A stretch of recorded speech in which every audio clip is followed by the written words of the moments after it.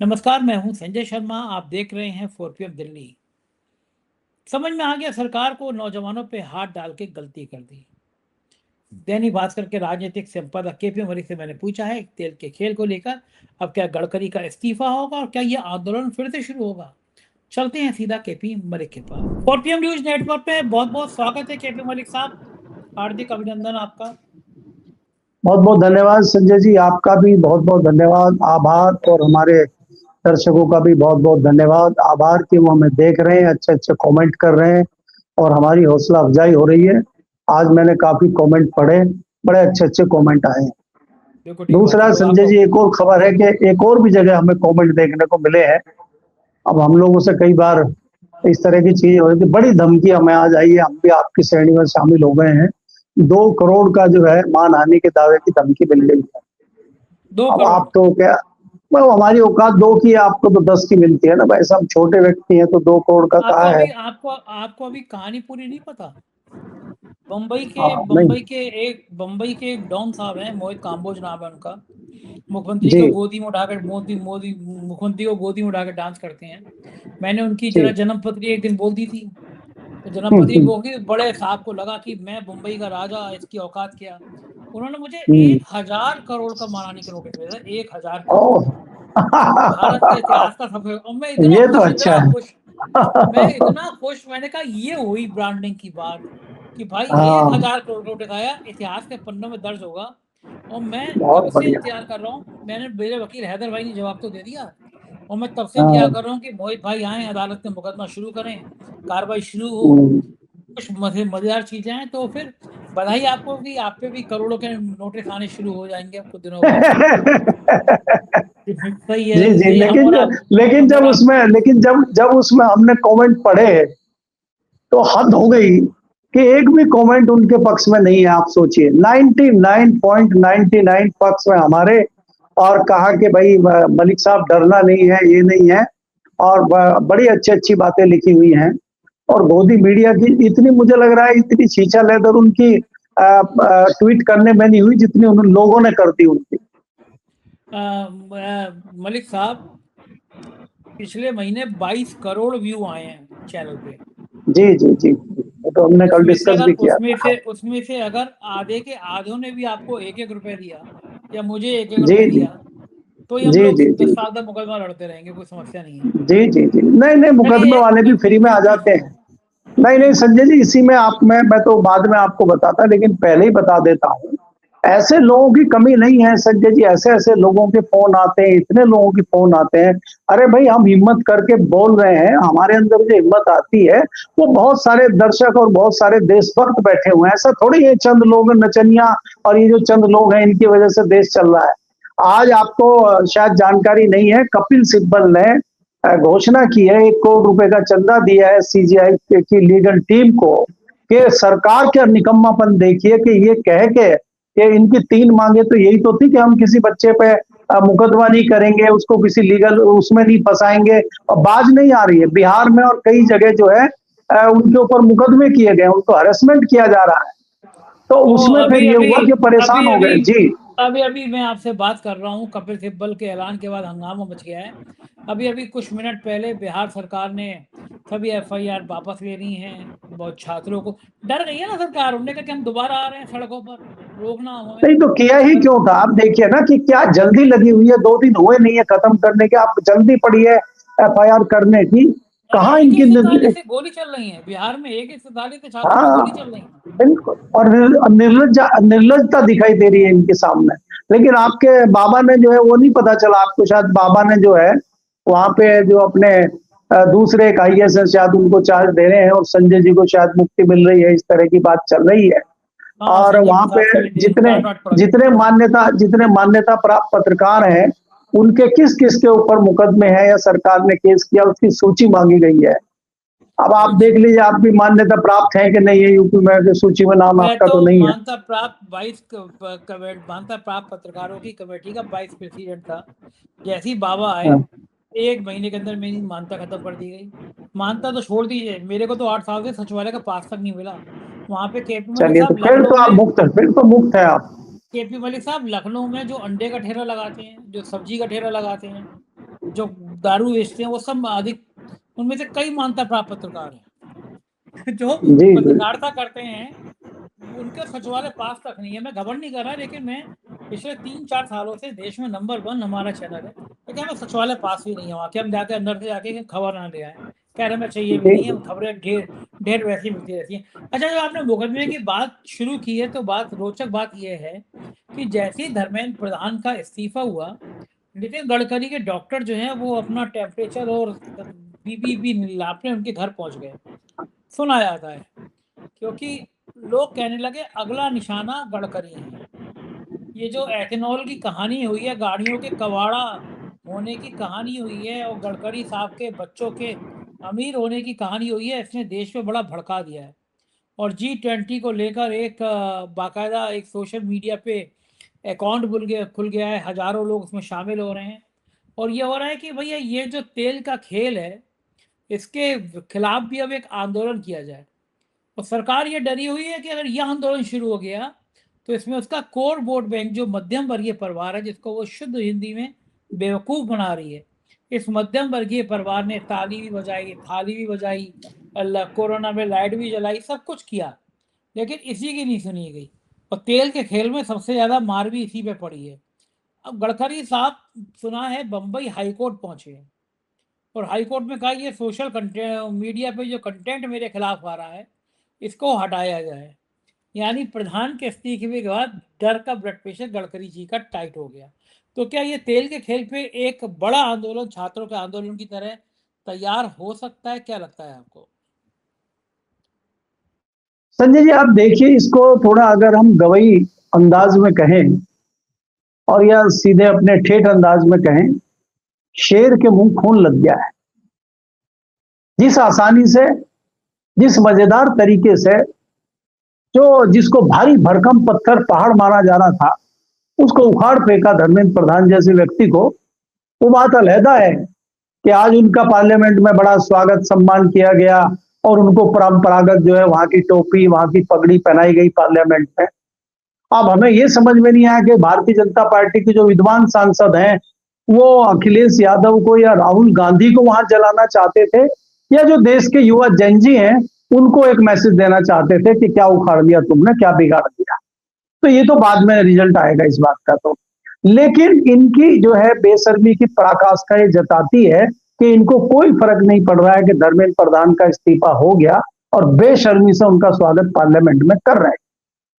दूसरी बात यह है कि आप जो गडकरी जी की बात कर रहे हैं इसमें कोई दो राय नहीं है संजय जी के देश का, चाहे मध्यम वर्गीय हो, चाहे गरीब वर्ग हो, और चाहे मैं कह रहा हूं धनाढ्य वर्ग भी हो। भाई पेट्रोल इतना महंगा है, आप सोचिए, आपकी पेट्रोल की कई सारी वैरायटी आपने बना दी है, कैटेगरी बना दी है।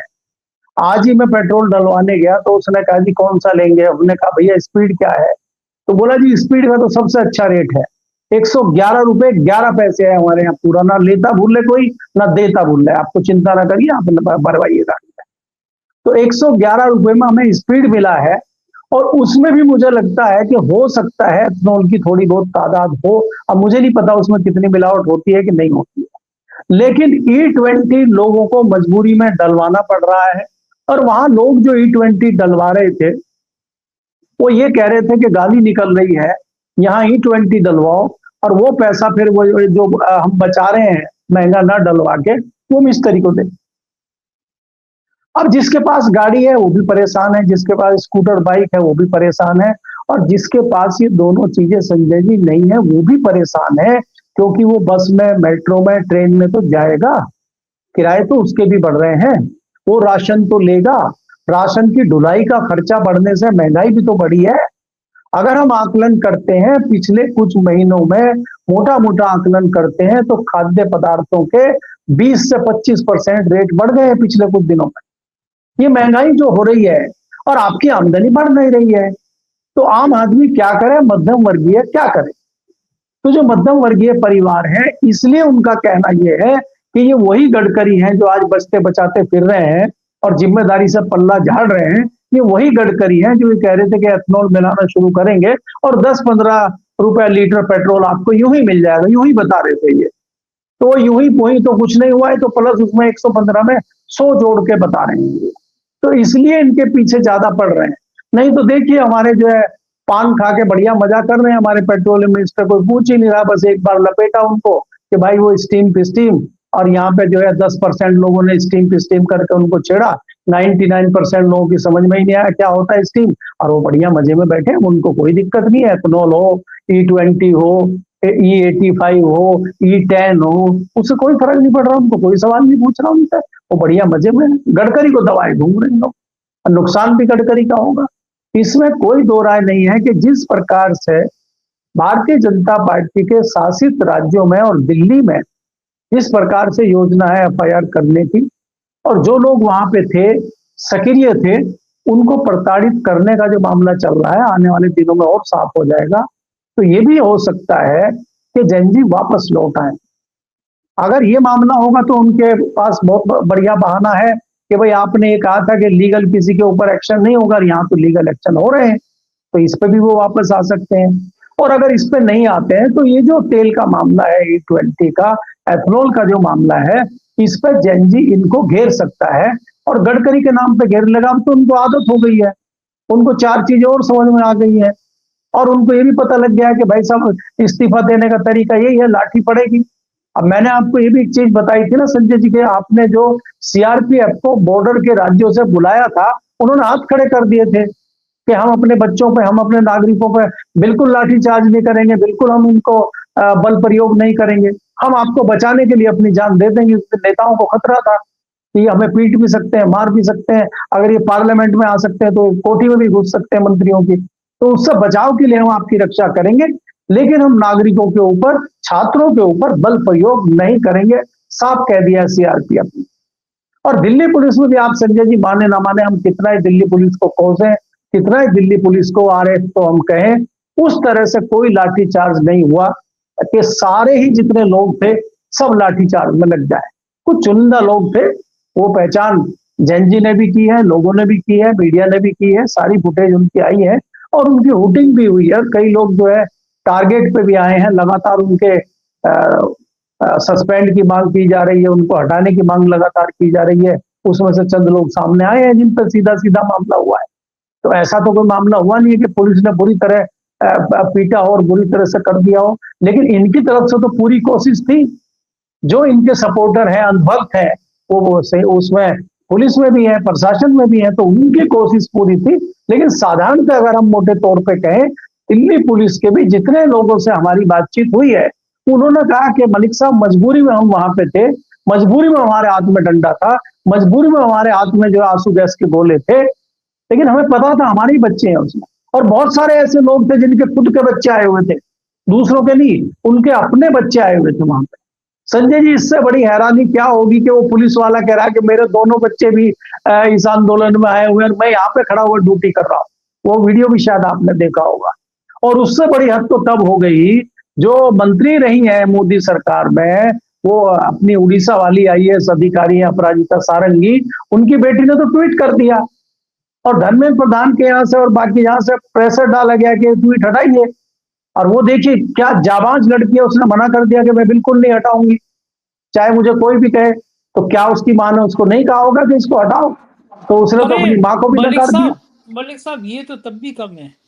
असम के मुख्यमंत्री की बेटी प्रदर्शन में हिस्सा लेने पहुंच गई, हेमंत विश्वकर्मा की बेटी। और वो जो बयान है, वो बयान को मैं रिपीट नहीं करना चाह रहा हूँ, भयंकर बयान है वो, खून को लेके बयान है वो। हेमंत विश्वकर्मा के पसीने आ गए। यानी कि जो हमारे बच्चे हैं, हम अगर नहीं भी जा रहे हैं, तो उन बच्चों ने कहा कि ये नौजवानों के भविष्य का सवाल है, साथ ही हाथ बढ़ाना, एक अकेला थक जाए मिलकर बोझ उठाना। इस गाने को गाते हुए नौजवान निकल पड़े। नौजवानों ने कहा लाठी चलाओ, गोली चलाओ, हम खड़े हैं। ये पहली बार ऐसा हो रहा है कि मुझे लग रहा है कि सरकार डरी नहीं है, कांप गई है, सरकार की कपकपी चढ़ गई है। सरकार को लग गया ये जिंदगी की सबसे बड़ी गलती कर बैठे हैं, इनसे टकराए।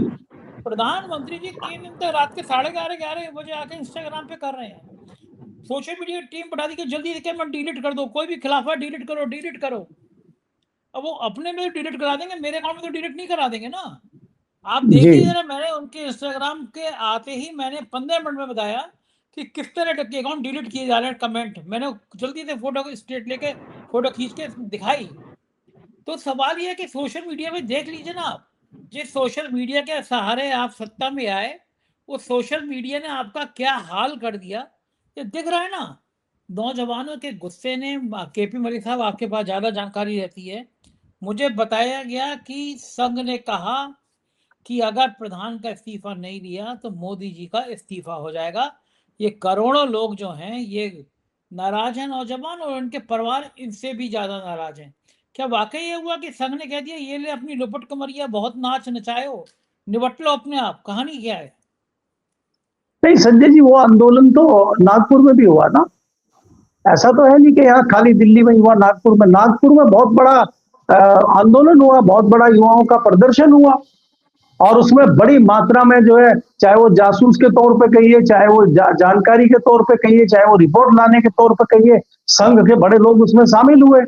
और उन्होंने जब वहां पे ग्राउंड पे जाके देखा कि कितना रिएक्शन बच्चों में है, कितना रिएक्शन बच्चों के पेरेंट्स में है, और जो लोग सपोर्ट करने उसको आए हैं, तो वो कितना विरोध भारतीय जनता पार्टी का कर रहे हैं, वो तो उन्होंने अपनी आंखों से देखा और अपने कानों से सुना है, और उन्होंने संघ को रिपोर्ट दी है।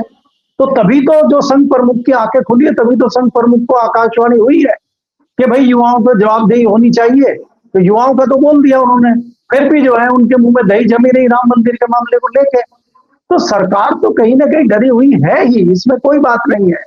लेकिन ये जिसपे जेनजी बाहर आया था, जिसपे युवा बाहर आए थे, वो मुद्दा भी तो आप समझना पड़ेगा ना आपको, कि वो शिक्षा का मुद्दा है, वो रोजगार का मुद्दा है। आपका रोजगार का पर्चे लीक हो रहे हैं, एक नौकरी के पर्चे लीक होते हैं, हो जाए, आप परीक्षा के पर्चे भी लीक कर रहे हैं, इसमें क्या खेल है? बच्चे पढ़ेंगे कहां? और ये ऐसा मुद्दा है, जैसे हमने पहले भी चर्चा इस मामले पे की है संजय जी, कि इसमें तो वो भी जुड़े हुए हैं जिन्होंने परीक्षा दे दी, पास हो गए, क्योंकि उनकी नौकरी अभी तक नहीं लगी, उनके भी पर्चे लीक हो रहे हैं। उसमें वो भी है जिन्होंने परीक्षाएं दी है, उसमें वो भी है जिनको परीक्षाएं देनी है अगले साल में, 2 साल में, और उनके पेरेंट्स हैं, उनके परिवार हैं। तो भारतीय जनता पार्टी के चाटुकार, पत्रकार और दूसरे लोग जो प्रशासन के अधिकारी, उनके चाटुकार या वक्त कह रहे हैं कि भाई ये थोड़े नीट परीक्षा वाले थे। तो क्या खाली नीट परीक्षा वाले ही लोग वहां जाएंगे क्या? जो उनके परिवार के लोग हैं, उनके रिश्तेदार हैं, जो सपोर्टर हैं, जो आवाज उठाने वाले लोग हैं, वो नहीं जाएंगे क्या? तो उन पे आप ये बहाना करके एफआईआर कर दीजिए, उनको आप लीगल कार्रवाई में फंसा दीजिए, तो ये कैसे होगा?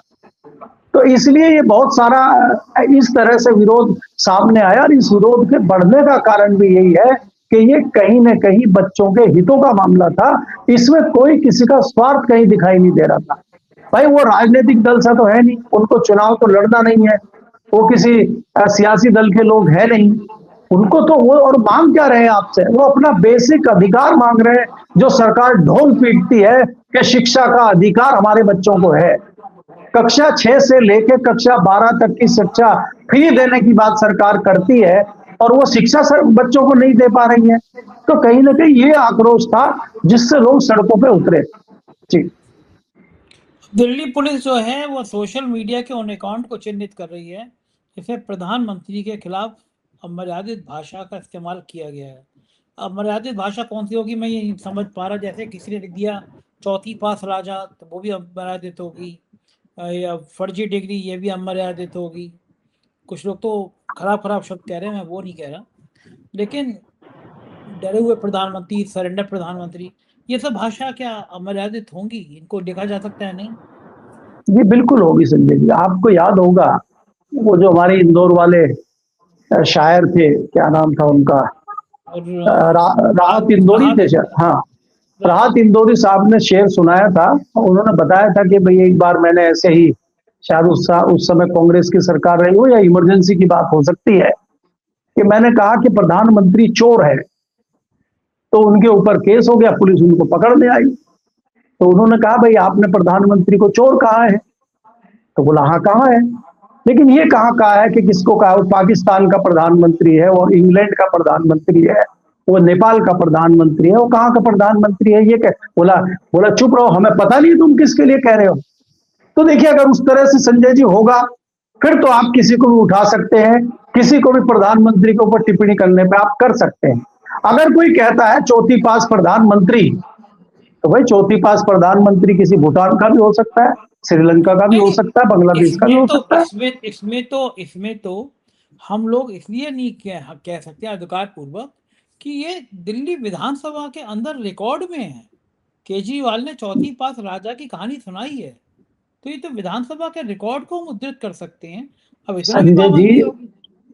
संजय जी, चौधरी उनसे अरविंद केजरीवाल से विद्वान तो उनके एमएलए हुआ करते थे एक। वो तो उससे भी आगे चले गए, तो उन्होंने सीढ़ी भी प्ले कर दी थी। कपिल तो मिश्रा कहाँ है, आपको मालूम है ना आजकल कहाँ है वो? मंत्री बन वो गए, कमाल है हाँ मोदी जी वो का हाँ कलेजा है। वो मोदी जी वो प्रधानमंत्री पे टिप्पणी करने के लिए कहीं तिहाड़ में या कहीं उस जेल में नहीं गए जहाँ पे वो कौन सा राजस्थान का जो क्रिमिनल है वो बंद है, वहां की जेल में, गुजरात की, उसमें नहीं गए वो कपिल मिश्रा जी। वो कहीं और है, आज मंत्री का मजा ले रहे हो। तो यहाँ अब ये भी हो सकता है कि आप मंत्री पे, प्रधानमंत्री जी पे कोई बड़ी टिप्पणी करें, तथ्यों के साथ करें, अच्छी करें, तो कल को मंत्री में भी नंबर आ सकता है। ये तो कोई वैसे छोटे मोटे जो है, जो जिन्होंने कमेंट वगैरह कर दिए उनके लिए धमकियां हैं। इसमें भी संजय जी क्या होगा कि पुलिस हो चाहे आपकी अदालतें हो, वो हरेसमेंट तो कुछ दिन कर सकती हैं। वो आपने 4 चक्कर लगवाएंगे, लेकिन 4 चक्कर के बाद जज भी कह देगा ये तो कुछ बनता ही नहीं मुकदमा, और जाइए हमने आपको बरी किया। तो क्या हुआ, आपने 6 महीने धक्के खिला दिए, रिजल्ट 0। तो ये तो हो सकता है, लेकिन उसका कोई परिणाम निकलेगा, ये 99% मैं कह सकता हूं कि उसका कोई परिणाम नहीं। आप उस पर चार्ज लगा ही नहीं सकते, साबित ही नहीं कर सकते। आप मुझे बताइए, जो व्यक्ति वहां खाना खिला रहा था, जो व्यक्ति वहां पे खाना बांट रहा था, आप उसको किस अपराध के तहत जेल में डालेंगे, किस अपराध के तहत आप फांसी की सजा उसको कराएंगे, बताइए। लेकिन आप अभी उस पर केस करके उसको जेल डाल देंगे, कुछ दिन जेल में रहेंगे वो, फिर वो उनका मुकदमा चलेगा, तो उनको आप 4-6 महीने अरेस्ट कर सकते हैं, लेकिन अल्टीमेटली उनको बरी होना है। तो ये तो सरकार कर सकती है। तो सरकार उस पीरियड तक रहेगी नहीं रहेगी, कितना रहेगी, क्या रहेगी, वो बहुत सारी चीजें हैं। तो हरेसमेंट आप तत्काल कर सकते हैं, लेकिन लंबे समय में इन मुकदमों से कुछ निकलने वाला नहीं है। अरे संजय जी, जब 2024 में पर्चा लीक के जो मुख्य क्रांतिकारी थे वही बाइज्जत बरी हो जाते मुखिया जी, तो इनका कहां फांसी डालोगे आप? मोदी जी ने फास्ट ट्रैक बनाई है, आज उसकी पहली तारीख थी, उसमें सीबीआई के वकील साहब ही नहीं आए, उनको 10 लग गए। तो ये तो इनकी फास्ट ट्रैक है। आप किसकी बात कर रहे हैं? ये सजा करा पाएंगे? ये सच्चे लोगों को सजा करा पाएंगे? ये चोरों को तो सजा करा नहीं पा रहे हैं, ये भले आदमियों को सजा करा पाएंगे?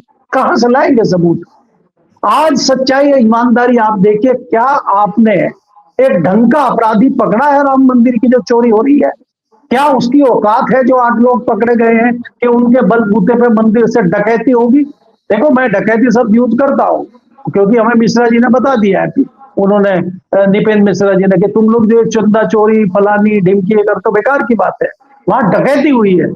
तो राम मंदिर में, भगवान राम के मंदिर में जहां डकैती हुई है, जहां मोदी जी ने बाल भगवान राम को या मंदिर में हाथ पकड़ के छोड़ के आए थे, उनके उस घर में चोरी हो रही है, डकैती हो रही है। तो उस डकैती के अपराधियों को आप सजा नहीं दिलवा पा रहे, तो मुझे क्या सजा दिलाओगे संजय जी? तो इसलिए मैं ये कह रहा हूं कि उन बच्चों को परेशान कुछ दिन के लिए किया जा सकता है, उनको आप अपराधी घोषित नहीं कर सकते। जी बिल्कुल ही बात कर रहे हैं केपी मलिक साहब, बहुत बहुत शुक्रिया, आपने समय दिया, बातचीत की थी। ये थे केपी मलिक जी, पूरी बातचीत आपने सुनी और ये जरूरी था देश के लिए, ये लोकतंत्र को बचाने के लिए बहुत जरूरी था। समझ आना चाहिए कि आखिर इस देश में लोकतंत्र बचेगा कैसे। मैं सही कह रहा हूं? तो मेरी राय आपको कैसी लगी बताइएगा, जरूर कमेंट करिएगा। बहुत बहुत शुक्रिया, थैंक यू।